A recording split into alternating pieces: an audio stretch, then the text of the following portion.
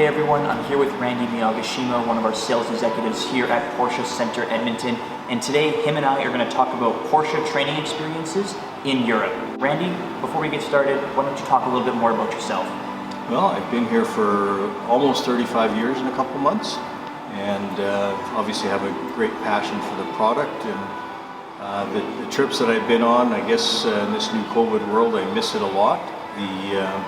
The traveling to go learn about new cars and go on different racetracks. Yeah, definitely. With the COVID-19 pandemic, it's definitely restricted all of us from making those opportunities to travel around the world and, really test these cars to the absolute limit. Before that time, though, you've had lots of experiences specifically in Europe with Porsche vehicles. With that in mind, my first question is, which cars did you train with in what country? Well, there's so many that I've been on. Did Cayman Boxster in the Canary Islands. I've done 968 in Sicily, drove the Targa Florio. A lot of different events there. I've been to a high-speed bank track that the G-forces were unbelievable to try the new 911 Turbo. So lots of different experiences there. Yeah, definitely. With these kinds of trips, a personal question of mine is, how long are you in each country or each training event? Is it a couple-day thing, or is it usually a week and a half, maybe 2 weeks? Or, what's the timeline on the training in different countries?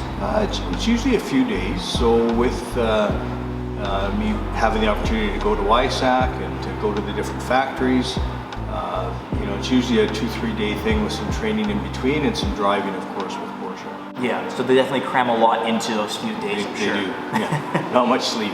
Yeah, awesome. Well, with that in mind, tell me the coolest experience you've had out of all of them.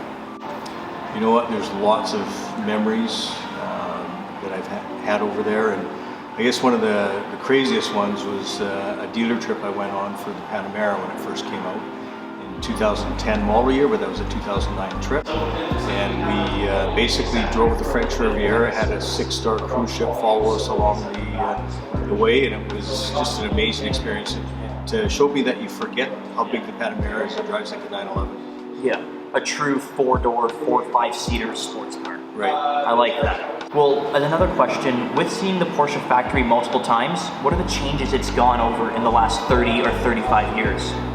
Huge changes, from the old factory, which was a lot smaller.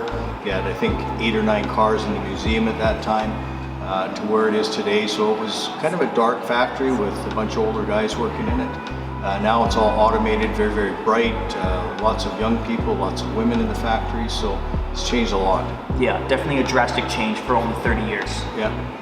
With the Porsche factory in mind, if you could only choose one Porsche facility to visit in Germany, what would it be and why? Well, ideally you could do both.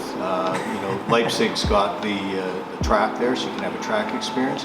But for me, I'd have to say Stuttgart, just because the new factory's there with the Taycan being built, and the sports cars are built there. Plus, they've got the fabulous museum that they change cars weekly in. So yeah, probably Stuttgart. Awesome, Stuttgart. I'll keep that in mind. Well, as a personal question for myself, have you ever driven on the Autobahn or possibly the Nürburgring as well? Not the Nürburgring, but definitely the Autobahn. Awesome. Tried to tap out the speedometer.